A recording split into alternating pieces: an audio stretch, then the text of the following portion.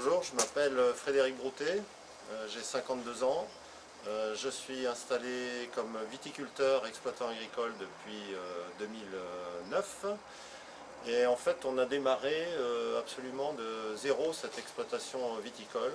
C'est-à-dire que nous avons planté la vigne en 2006, nous avons construit le chai en 2009 et nous avons fait donc nos premières vinifications en 2009.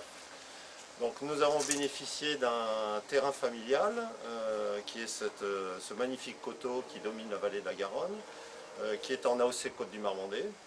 Et nous avons planté cette vigne sur ce coteau en 2006. Donc depuis, nous avons agrandi le vignoble toujours sur le même coteau. Nous avons maintenant un vignoble de 10 hectares et demi, d'un seul tenant, sur ce même coteau, argilo-calcaire, parfaitement exposé plein sud. Donc nous avons construit le chai en 2009, nous faisons des vinifications de la qualité la plus élevée possible, en tout cas dans ce qu'on sait faire. Et nous avons démarré depuis le début en agriculture biologique. Donc les chambres d'agriculture accompagnent les viticulteurs en conversion vers l'agriculture biologique et lorsqu'ils sont engagés en bio, à la fois par l'accompagnement administratif pour suivre le montage des dossiers de la PAC en particulier, afin qu'ils puissent bénéficier des aides de bio dans le cadre de la PAC. Ensuite, nous les accompagnons d'un point de vue technique, soit à travers un conseil individualisé tel que l'échec conseil, mais aussi à travers des formations. Ainsi, M. Broutet a participé à nos formations techniques aller plus loin en viticulture biologique sur l'année 2009. Donc on a essayé de mettre en place dans notre exploitation tous les points essentiels de traitement des traitements de tous les effluents qu'on peut produire et surtout minimiser l'impact sur l'environnement de notre exploitation. C'est-à-dire avoir le minimum d'effluents qui sont rejetés dans la nature sans avoir été traités. Donc déjà on a mis en place un local phytosanitaire où tous les produits phyto sont stockés. C'est un local qui ferme à clé, qui est étanche. En cas de débordement, tous les effluents sont contenus dans le local. On a une paillasse de préparation des produits phytosanitaires avant le remplissage des pulvées. Donc une paillasse propre qui nous permet de faire toutes les préparations. Et ensuite, on a mis en place toute une zone de remplissage et de lavage du pulvérisateur. Donc le remplissage, ça fait comment? Alors le remplissage déjà, encore une fois, on essaie de minimiser les ressources que l'on utilise. Donc on récupère toutes les eaux de pluie des toitures du chai. On remplit avec ces eaux de pluie une citerne d'environ 1 mètre cube et on utilise ces eaux de pluie pour remplir le pulvérisateur. Donc le remplissage se fait au travers d'une petite potence qui vient remplir le pulvérisateur. Et quant au lavage, il se fait également sur cette dalle avec un système de récupération des eaux de lavage qui vont alimenter un phytobac qui permet de dégrader tous les effluents phytosanitaires. Alors comment vous faites pour dévier les différentes eaux? Alors pour dévier, on a un système, encore une fois on essaie de mettre en place des choses simples, peu chères à mettre en place et pratiques à utiliser. Donc on a un système de bouchon très simple en ciment avec un joint de pot à confiture. Donc vous voyez, c'est vraiment du système D, mais ça marche très bien et qui permet de diriger les différents effluents suivant leur nature. Donc les eaux de pluie vont au fossé directement, d'eau pluviale. Les eaux de lavage ou d'éventuellement débordement du pulvérisateur vont dans le phytobac. Et les eaux, par exemple, de lavage du matériel de réception de vendange, qui sont assez chargés en sucre et en choses comme ça, vont dans une citerne de récupération des effluents vinicoles, qui ensuite sont traités sur un hydroseau pour être complètement dépollués avant le rejet dans la nature. Voilà. Donc une fois que M. Broutet a lavé l'atomiseur, les eaux de lavage sont collectées et vont dans ce système de traitement des effluents phytosanitaires. On n'a pas le droit de les rejeter directement dans le milieu naturel, même si c'est des traitements en bio. Donc ce procédé-là, c'est une fosse étanche avec de la terre et de la paille pour pouvoir dégrader les molécules. Ensuite, on a le droit donc de le vider, de l'incorporer sur une parcelle travaillée. Le tuyau que vous voyez permet d'amener l'eau de manière homogène. Monsieur Broutet a fait un système de tôle de protection pour éviter que l'eau de pluie le remplisse, qui peut facilement ouvrir ou fermer.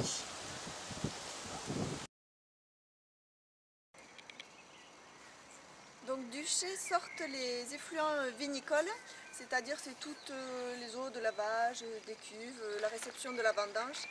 Donc on n'a pas le droit de les rejeter directement dans le milieu naturel. Ça peut être chargé en sucre, en matière, et donc ça peut perturber l'équilibre, l'écosystème dans le milieu naturel. Alors il faut les récupérer et les traiter. C'est aussi une obligation dans le cadre du dossier AREA PVE. Alors vous pouvez peut-être nous expliquer votre système de traitement des effluents sur cette exploitation. Oui, alors c'est un système un petit peu innovant dans la mesure où on récupère tous les effluents de chai et les eaux de lavage des matériels de réception de vendange. Toutes ces eaux sont récoltées dans une cuve enterrée, puis elles passent périodiquement sur un lit planté de roseaux sous lequel il y a un filtre à sable. Donc toutes ces eaux sont petit à petit, au fur et à mesure du temps, dépolluées et épurées. Et quand elles sont suffisamment propres, au bout par exemple de 3 mois de traitement, on les rejette dans le milieu naturel. Là encore, le programme AREA PVE nous a permis de nous équiper avec un système performant et avec lequel on est tout à fait satisfait, à la fois par sa simplicité de mise en œuvre et par sa simplicité d'utilisation. Concernant la performance énergétique du bâtiment, nous avons tout mis en œuvre pour minimiser encore une fois la consommation énergétique du bâtiment dans son exploitation quotidienne. Donc nous avons isolé les toitures, nous avons utilisé des briques monomures pour la construction des murs.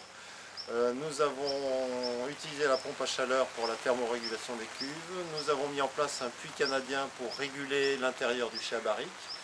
Et enfin, nous commençons la végétalisation des murs pour éviter le rayonnement solaire trop important sur les murs, par exemple du chai à barrique qui est derrière moi.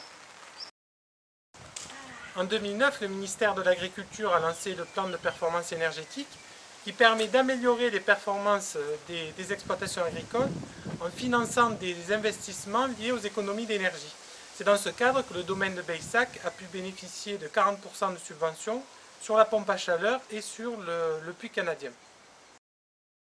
Bien, alors nous avons choisi d'installer une pompe à chaleur pour la régulation des températures de nos cuves de vin.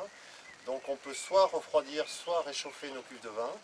Et cette pompe à chaleur nous aide à vraiment réguler très précisément les températures et avec le minimum d'énergie électrique dépensée. Donc nous avons une unité ici qui chauffe ou qui refroidit de l'eau et qui va aller alimenter les serpentins de régulation de température des cuves à vin qui sont à l'intérieur du chai.